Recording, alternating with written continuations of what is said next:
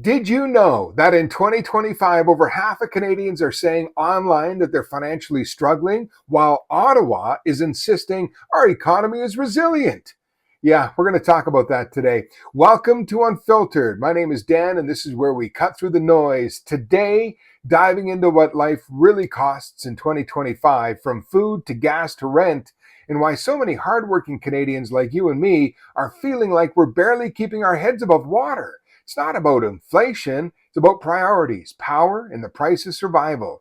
We're going to be referencing stats from a Financial Post article back in February to show where the rubber meets the road today in Canada.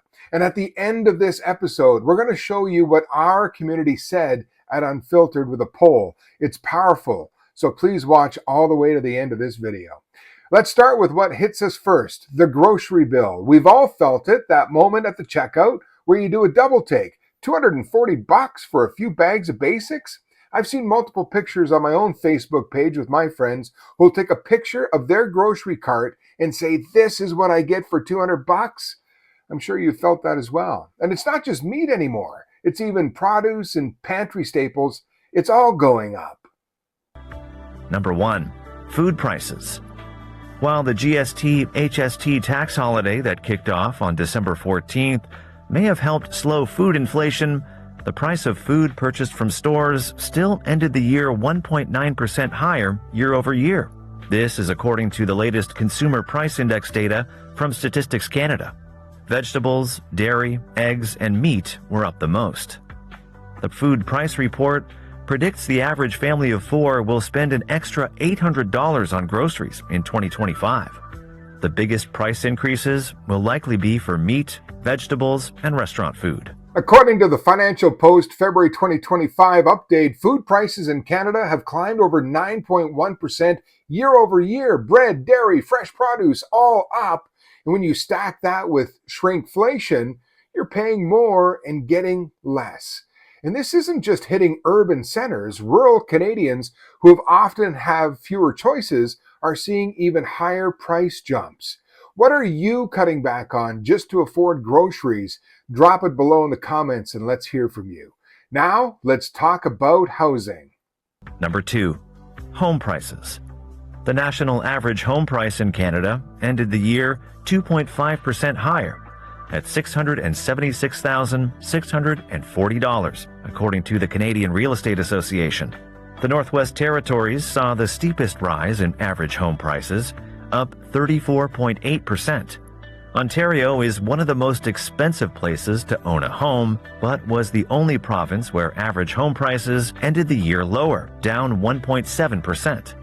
The Canadian Real Estate Association predicts the national average home price will rise 4.7% on an annual basis to $722,221.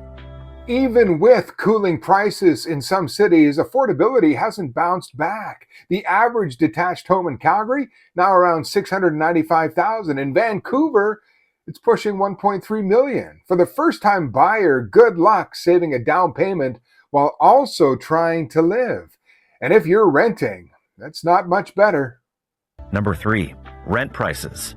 The average asking rent price for apartments, condos, houses, and townhouses across Canada declined 3.2% in 2024, according to a report from rentals.ca. But some locations saw an increase, with Lethbridge, Alberta, topping the country at 14.5% higher. A recent Desjardins report expects rent inflation to slow, depending on how immigration numbers play out. Rent in most Canadian cities has jumped between 6 to 12% depending on location. Toronto, you're looking at $2,600 a month for a 2-bedroom. Even smaller cities like Halifax are averaging about $1,800. That's not sustainable for young families, students, or seniors. And I'm afraid it doesn't stop there. Number 4. Gasoline prices. The average price of regular unleaded gasoline at self-service stations ended the year 3.5% higher, according to Statistics Canada. But Calgary saw the highest increase in average pump prices in the 20 major cities tracked by the agency, ending the year up 15.9%. Trading Economics forecasts prices to rise up to $1.67 a liter in 2025. Even with the federal carbon tax paused, gasoline prices are still high right across this country. I know in the greater Edmonton region, you can see gas prices anywhere from $1.40 a liter down to $1.18 as long as you've got the executive membership. Then there's clothing. Number 5. Clothing prices.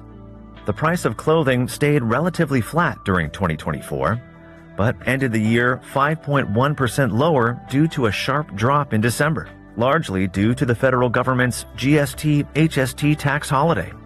Children's clothing ended the year with the biggest price declines due to the tax break. A recent Trendex report forecast apparel prices will go up 1% in 2025. The cost of a basic wardrobe, especially for growing kids, has jumped nearly 5.4% in just 12 months. And it's not like wages are rising to match any of this. Let's just pause for a second and ask the obvious question, elephant in the room.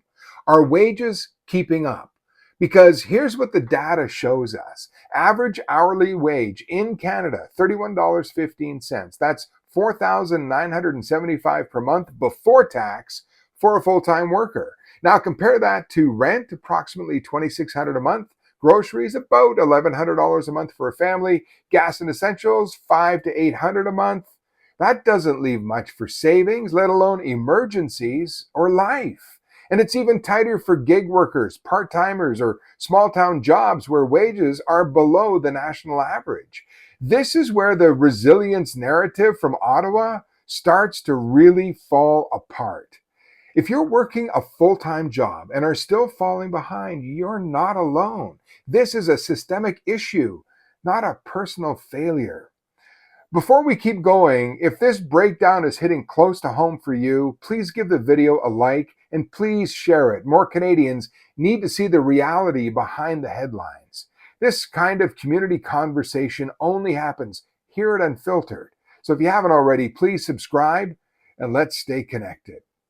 So what's the bottom line in all of this? Now, let's be clear, this is not financial advice. But if you're feeling the squeeze, here's a couple of ideas for you. Research, compare cities before you move. Some are far more affordable than others. Make sure you throw a budget in there. Know where your money's going.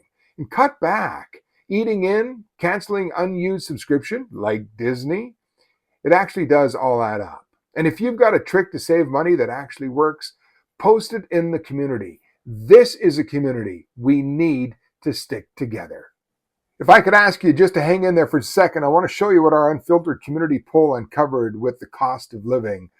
So who's feeling this the most? Well, it's just not low-income households anymore. It's getting wider. It's middle-class families, dual-income couples, seniors on fixed income. Here's some realities. Parents skipping meals so their kids can eat. Reality. Seniors delaying medication to pay rent. Reality. Skilled workers driving Uber after their 9 to 5. Reality. And it's worse in places like Northern Ontario, the interior of BC, and rural Alberta, where food and gas prices are higher and wages are lower. If you're seeing this in your town, let's talk about it in the comments. Let's make this visible. Now, here's the kicker. We asked over 1,000 of you in our Unfiltered community how you're doing. Over 53% of our community said we're struggling. Another 23% said we're just barely making it. That's over 75% of everyday Canadians who feel like they're financially drowning in 2025. And these people aren't wasting money. These are people cutting back, working more, doing their best, and still feeling behind. So what's really going on here? The truth is, this isn't just about economics. It's about disconnect. Ottawa talks about sustainability, growth, and innovation, but Canadians are just trying to keep their fridge full, fill their tank, and pay your rent. This is why Unfiltered exists, to give a voice to what so many people are thinking, but don't hear anywhere else. If this video resonated with you, drop a comment. Let us know where you're watching from and how the cost of living is affecting you. Also, follow us on TikTok. And if you're new here, welcome. You're not alone. My name is Dan, and this is Unfiltered.